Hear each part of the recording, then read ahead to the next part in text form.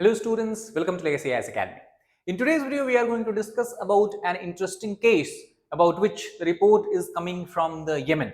A nurse who was working from Kerala in the Yemen, she has been given a death sentence by the Supreme Court of the country, and the government is trying to help her in gaining back her independence. So in this context, let us try to understand what this entire case is about and what are the ways in which the government of India can help the ailing nurse in the Yemen. So to give you a brief background of this particular topic, the Ministry of External Affairs, taking cognizance of the case, has said that it is trying to extend all possible help that it can do to the Nimisha Priya. That is the name of the nurse who has been arrested in the Yemen several years back. Now, this announcement has come after this petition for we can say pardon was sent to the Rasad al-Alimi, who is the president of Yemen. As we know, as compare if you try to understand this from India's perspective also, and many other countries, the president have the ultimate power to pardon any convict of his or her crimes if he deems fit. But in this case, unfortunately, the president also has sanctioned her death sentence for alleged murder of a Yemeni citizen. In this context, the Randhir Jaiswal, who is the official spokesperson of the Ministry of External Affairs, has given a statement saying that we are aware of the sentencing of Ms. Nimisha Priya in Yemen. We understand that the family of Priya is exploring all relevant options. The government is extending all possible help in this matter. In the later part of the video, we will also try to understand that what are the relevant options now the Nimisha Priya will have once the president also has decided not to use his pardoning power. So, if you go back further in the history that when this all started, but before that, if you try to understand also that Yemen, which part of the world we are talking about, so Yemen, as we know, it is a kind of this country that is part of the Arabian Peninsula. As we can see from the map here, it is situated in the southern part of Arabian Peninsula, to the south of Saudi Arabia and to the west of Oman. Yemen also lies at a very important juncture because it is through Yemen, we can see there is a connection between the Red Sea and the Arabian Sea here. And about this country, we also have talked before when we talk about the Houthi rebellion, because that is where actually it is taking place. Now, what the case is all about? First of all, it was in the year 2017 when the Nimisha Priya was accused of murdering the Yemeni citizen by the name of Talal Abdo Mahdi. Now, why she has murdered or allegedly murdered him? Now, first of all, as per the investigation report, it was seen that she has injected him with the sedatives to get her passport that was in possession. At least that is the explanation which she has provided.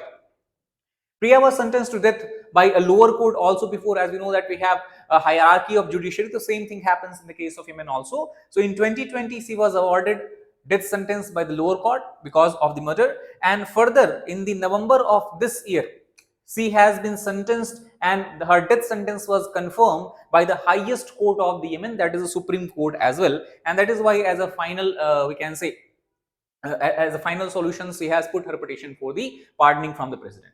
Now, it is not because of no reason she has allegedly taken this step. Her mother in her report has said that the Kerala nurse, first of all, has been working in the country, that is Yemen, for a very, very long period of time, almost 10 years. And earlier she used to work as a nurse in one of the private hospital. Later on, she wanted to set up her own clinic in the country, but the law of Yemen does not allow any foreign resident to open own clinic. And that is why she needed the help of some local resident. And this help came in the form of Mahdi, who she allegedly had killed. Now, if we try to understand that how this entire situation has unfolded. Now, first of all, it was during the time when she was trying to set up her clinic, she and her family, that is husband and child, came back to Kerala. However, the husband and child were not able to turn back because of the civil war that began in Kerala, that began in Yemen, largely between the Houthi residents or the Houthi rebels and the government forces. Due to this, she remained in Yemen alone. And taking advantage of the situation, the Mahdi has actually morphed the photograph that she had with her husband. That photograph is of wedding, as we can see from here. And the Mahdi has been reportedly morphed this photograph, put his own image, and claimed to the Yemeni officials and government authorities that it is, we talk about the nurse, that nurse is his wife. And what followed was many years of physical and mental torture that she has to suffer. As per the report of her mother, even situation come back or became so bad that many times Mahdi has put a gunpoint on her head to get her do whatever he wanted. And he took control of the clinic also and gained possession of all her ornaments. Not even that, even all the income that she used to get from the clinic by working her hard hours, the Mahdi was the one who used to take all the money from her. When she reported this to police, as the police officials confirmed that Mahdi indeed is her husband, they denied any kind of help. Rather, she was put in jail for 6 days. Even you can understand the kind of situation. She is the one who is facing the torture. Despite that, the police did not help her, rather put her in the jail, and the victim basically. And in 2017, with the help of a local friend who was also a jail warden in the area where she used to live, she then planned to sedate Mehdi and take away her passport. Then she can run maybe to the embassy and ask help from the embassy so that she can be returned back to her country.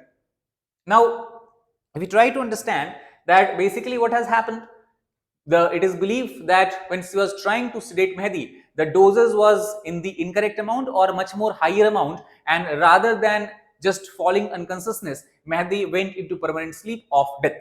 Now, what are the options that she has, as she has been allegedly convicted of killing her husband, reportedly husband, as per the Yemeni officials are concerned? Now the options that she has, because she has extinguished all the options, she already went to the Supreme Court, she already went to the President of Yemen, and there has been no action taken from them.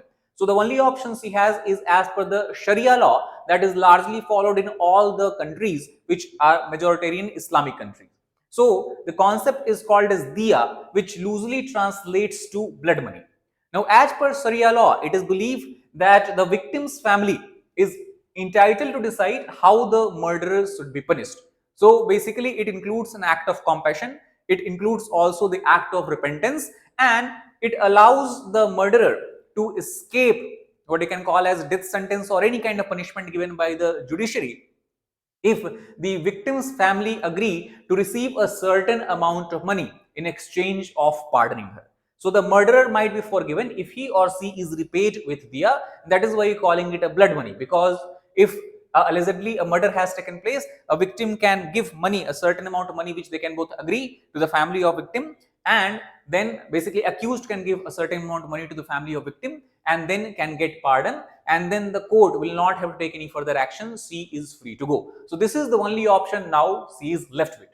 Now in this context, if we also try to look at what kind of efforts or what kind of help government of India can provide to her, or what kind of this help government has provided before also. So it was in the month of November 2023, it is reported that the government of India already has sent a total sum of $40,000 into initiate talks to release Nimisha Priya, because negotiations first has to begin, then only victims family can agree to a certain sum of money that has to be paid as a diya. Her family may have to pay somewhere about $300,000 to $400,000 to stop the death penalty. And in this context, obviously, she by herself cannot afford such a huge sum of money. So, a Save Nimisha Priya International Action Council has been formed by her relatives and the well-wishers, and it is this council or organization which is trying to raise money through crowdfunding for this purpose, that once the negotiation start and finally the sum can be agreed upon, which can be provided to the victim's family. Now, what more government can do? In this context, the same foundation which is collecting money for saving her has requested government to facilitate the negotiations between the victim's family and the council. The reason is because we have discussed before also in several videos that Yemen is not a stable country today, rather it is undergoing a civil war like situation. And in this situation, there is a strong, what you can say, improbability or impossibility for the people from India to travel to the Yemen. So the only way how they can start the negotiation is by contacting the government agency, basically the embassy of India that might be functioning there. Indian government's intervention will help delay the execution of the death sentence, because obviously if we try to understand, if the negotiations start at the government level, if the government representative goes and meet with the Yemeni representatives, then obviously their talk will have much more greater value and weightage. So it might delay the execution unless and until a negotiation can start with the victim's family, or they can even say that whether we want diya or do not want it. And also because government through using its power can help locate the tribal leaders and the victim's family and bring them to the table for talk. So again, to emphasize the important role government through the Ministry of External Affairs and its embassy in Yemen can play is by bringing the victim's family or the tribal leader for negotiation, where they can agree upon the sum of blood money, and that is how we can this hope in the future that Nimisha Priya can come back home.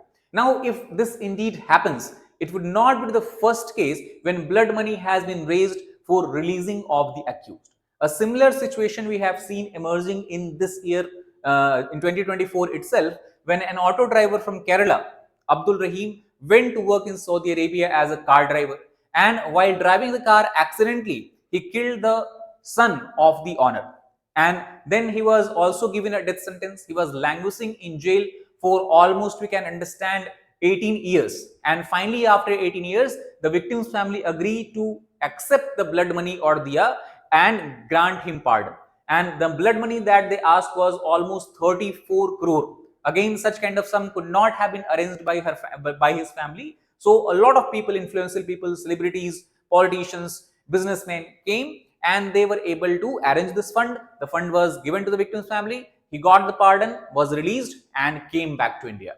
Before that, similar case we have seen in the case of Pakistan also, where reportedly a US spy belonging to CIA killed two persons in Pakistan, and he was able to gain his freedom after paying a blood money of almost $2 billion to the victim's family and also help them settle in the United States. So this is something that is common in the Islamic countries. The problem is the negotiations to begin, where the government can play a very helping and supporting role.